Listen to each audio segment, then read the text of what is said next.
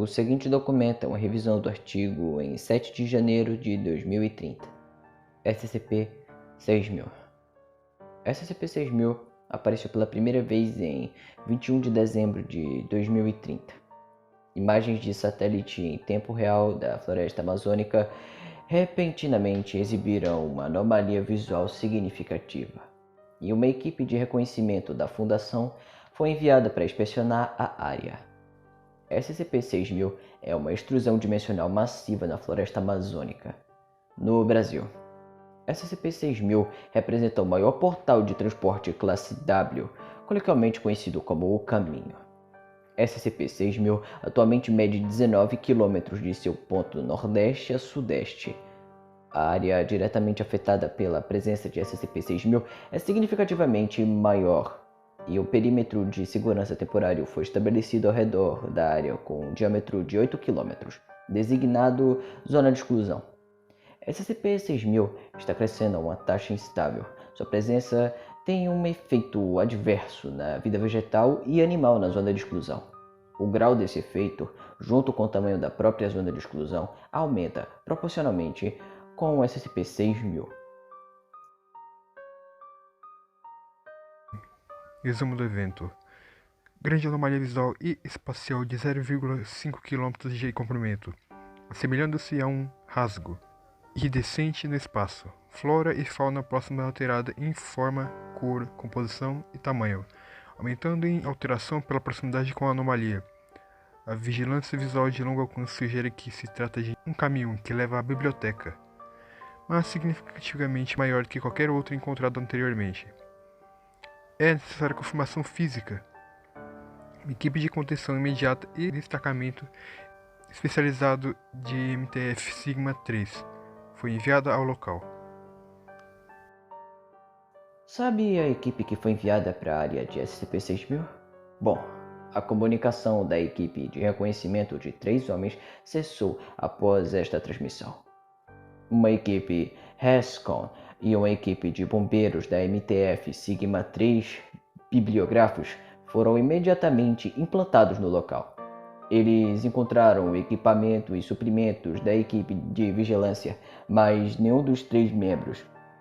As trilhas saindo do local indicavam que eles haviam entrado no que agora é a zona de exclusão.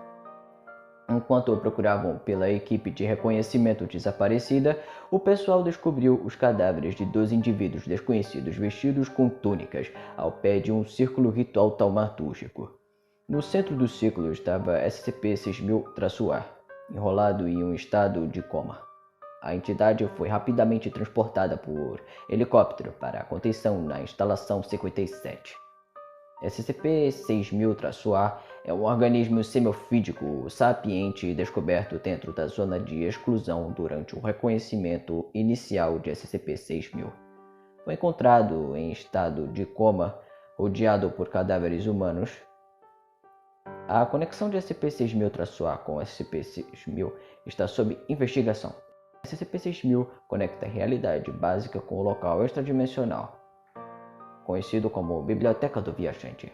A Biblioteca do Viajante foi encontrada pela primeira vez pela Fundação em 1955, mas as evidências sugerem que ela desempenhou um papel crucial no desenvolvimento da civilização humana, pelo menos desde o início da história registrada.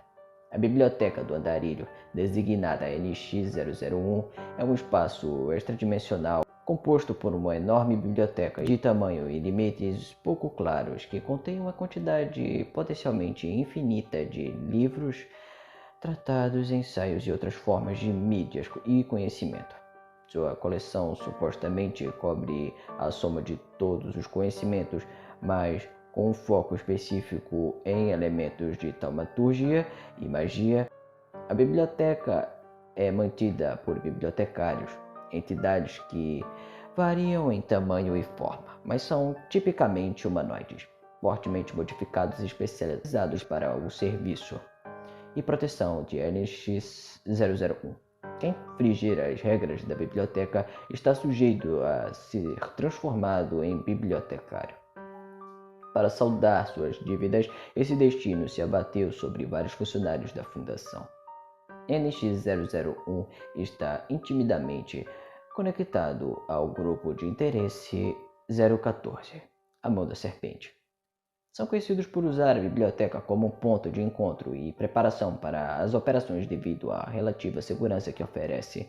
Inúmeras tentativas foram feitas pelas forças da Fundação e do GOC para penetrar a biblioteca, mas todas falharam. A Fundação, junto com a GOC e a Insurgência do Caos, foram originalmente proibidos de entrar na biblioteca, devido às opiniões da biblioteca sobre aqueles que tentam suprir o anormal.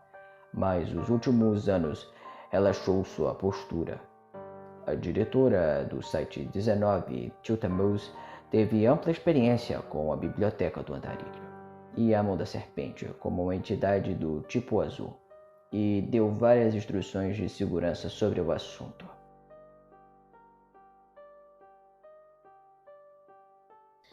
Extradimensional é o termo técnico, embora não muito descritivo. A biblioteca não está em nosso mundo, embora seja conectada a ela.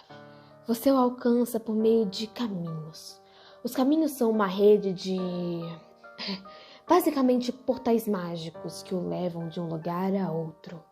Eles estão espalhados pelo mundo. Um caminho pode ser qualquer coisa que você possa imaginar como uma porta, ou qualquer coisa como uma porta. Uma caverna, um arco, a traseira de um caminhão. Algumas delas são apenas peças de arte. Uma vez usei a imagem de uma porta para entrar na biblioteca, quando ainda podia. Ah, sim, eu costumava frequentar a biblioteca. Isso foi há muito tempo, no entanto. Na época em que ocorria com os outros grupos. Sim, suponho que de outro mundo é a melhor palavra para isso. Nada se compara. A arquitetura e as decorações não estão vivas, mas são mutáveis, sempre mudando. Mas tudo isso acabou quando eu entrei para a fundação. A biblioteca não gosta de nós, para dizer o mínimo. Principalmente eu... Não, eu não gostaria de falar sobre isso. Adendo 03. Resposta de contenção. Devido à localização relativamente remota, a ameaça representada não era tão significativa quanto poderia ter sido. No entanto, a possível ameaça de uma grande via classe W permanente na Terra era significativa. Em 23 de dezembro, a SCP-Overcom, então conhecido como Comando Overwatch, autorizou a primeira série de protocolos de contenção para SCP-6000. Estes foram realizados juntos com o protocolo Fusilade. A proposta era a designação da Instalação 57 como instalação oficial da contenção de SCP-6000. A construção de uma cerca ao redor da zona de exclusão para obter a vida selvagem e os viajantes. A requisição de recursos para estudo de longo prazo de SCP-6000, a prisão de indivíduos conhecidos da GDI-14, a Mão da Serpente, e a autorização dos membros do MTF Sigma-3 para buscar agressivamente meios de combater a NX-001. Pouco depois disso, SCP-6000 traçou acordo de seu estado combatoso durante um exame preliminar pela equipe médica. Ele imediatamente atacou, mas foi rapidamente desativado pelos seguranças. Enquanto estava na contenção, SCP-6000 traçou referenciou repetidamente a biblioteca do Andarilho e a Mão da Serpente.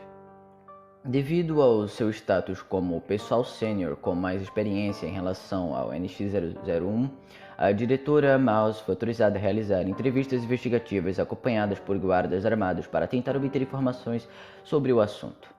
Em 27 de dezembro de 2030, SCP-Overcom aprovou a Operação Blackstar para MTFs em todo o mundo para fazer ataques simultâneos nas sedes conhecidas das principais células da Mão da Serpente. Em 28 de dezembro, a Operação Blackstar foi executada com sucesso. Todos os 57 esconderijos invadidos foram completamente esvaziados e estavam livres de membros ou materiais da Mão da Serpente. Ao que tudo indica, a Mão da Serpente abandonou completamente o planeta. deixando caminhos ativos espalhados por todo o globo. SCP-6000 havia crescido para 1 km e a zona de exclusão havia se expandido para 3 km. A diretora Tilda Mouse foi solicitada a preparar uma declaração detalhando suas ideias sobre a situação para o Conselho 5. Não sei o que precipitou isso, mas se a biblioteca se voltar contra a humanidade, a situação será terrível. É uma entidade completamente estranha para nós. Nem podemos começar a entender por que é ou por que faz as coisas que faz. Inferno! Nem mesmo sabemos se há rima ou razão para alguma coisa. A maioria do pessoal da fundação só conhece a biblioteca em abstrato, mas eu e um punhado de outros realmente pisamos nas prateleiras e podemos dizer que ela é ao mesmo tempo a maior dádiva da humanidade e sua maior ameaça. Imagine quanto a história foi influenciada por pessoas que entraram na biblioteca e trouxeram de volta conhecimentos que de outra forma nunca teriam. Agora imagina como ficaríamos ferrados se a fonte de todo o conhecimento do universo se voltar contra nós. Não vejo essa história tendo um final feliz. E o SCP-6000? Dá para destruir ele? Bom, foram diversas tentativas, muitas entre explodir ou tentar incendiar as áreas afetadas por SCP-6000. Nenhuma delas teve efetividade. SCP-6000-A passou por diversas entrevistas com Mouse e, de acordo com uma de suas sugestões, foi realizada uma votação sobre a liberação de detalhes de SCP-6000. A situação circundante e o projeto Fuslate para os contatos da GOC das Nações Unidas em troca de assistência para conter ou encerrar a anomalia. Agentes diplomáticos foram enviados à sede operacional do GOC na Alemanha para uma reunião pré-arranjada com material sobre o status atual de SCP-6000 e assuntos associados. Após deliberação, os funcionários do GOC assinaram uma declaração indicando interesse em expandir o projeto Fuslate para uma joint venture. Nos dias seguintes, o pessoal da divisão GOC Psyche e Ptolemy foi transportado para a instalação 57 para ajudar na pesquisa e contenção de SCP-6000, que havia crescido 2 km devido a falhas sem precedentes da equipe de combate Chicago. Tanto o Conselho 5 quanto o Comando GOC autorizaram uma missão para a equipe de ataque GOC 9842, causa provável, para realizar um ataque rápido para tentar obter acesso à biblioteca do viajante e averiguar a situação. Uma expedição mostra que o sinal da equipe que foi cortado na expedição após outra voz ser escutada. SCP-6000 exibiu um padrão de crescimento rápido, chegando a quase 3 km de questão de 2 horas. As soluções da Fundação Deepwell começaram a ser consideradas. Após essa operação, vários sinais de rádio começaram a ser transmitidos de SCP-6000 e todas as formas encontradas durante a Operação Black Star em várias frequências. A mensagem contida ali era simplesmente a mesma voz feminina repetindo as coordenadas exatas do epicentro de SCP-6000 e a frase "O jardim é o lugar da serpente". Em poucas horas, a comunidade global mais ampla descobriu o sinal, e ele começou a atrair rapidamente atenção por meio da mídia, apesar dos esforços significativos da Fundação para impedir sua discussão. Os esforços de contenção simplesmente contribuíram para a crença dos indivíduos em uma conspiração e eventualmente resultou em vários indivíduos tentando alcançar a zona de exclusão. E apenas semanas seguintes, enquanto os indivíduos eram anestesiados, o movimento maior em torno de SCP-6000 continuou e continua a crescer. Atualmente, parte dos procedimentos de contenção são evitar com que os outros humanos cheguem à zona de exclusão. Nas horas seguintes, a anomalia se expandiu para quase 6 km de diâmetro, sem sinais de parar. Soluções nucleares táticas da GOX estão sendo consideradas. Com a falha de outros protocolos, toda a bacia amazônica foi colocada em quarentena e sob jurisdição da Fundação SCP e GOC sob o projeto Fuslate. SCP-6000 agora se expandiu para 13 km de comprimento e sua taxa de crescimento aumentou. No momento, os planos estão sendo traçados para um cenário de disfarce, quebrando da classe BM.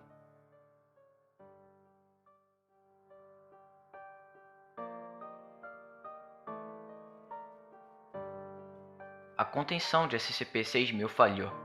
Todo o pessoal da Fundação deixado na Terra deve se reportar ao supervisor HMSL deste local para receber mais instruções. Descrição: SCP-6000 é a seção da Terra que foi transformada em uma seção do local extradimensional conhecido como a Biblioteca do Viajante. Atualmente, SCP-6000 cobre todo o hemisfério ocidental e está aumentando de tamanho. A transformação de SCP-6000 começou na bacia amazônica da América do Sul, continuou em todo o hemisfério nas 2 semanas seguintes. Apesar dos esforços conjuntos da Fundação GOC, sob a bandeira do Projeto Fusilade para impedir o seu progresso, todos os centros populacionais locais da Fundação GOC e Fusilade dentro de SCP-6000 são considerados perdidos. O protocolo VEL deve ser desconsiderado. Atualmente, a contenção de SCP-6000 envolve a evacuação do pessoal da Fusilade para locais de recuperação extradimensionais designados. SCP-6000 cobre 58% da superfície da Terra e está crescendo ativamente. As projeções indicam que cobrirá todo o planeta em 2 semanas e 2 semanas e meia.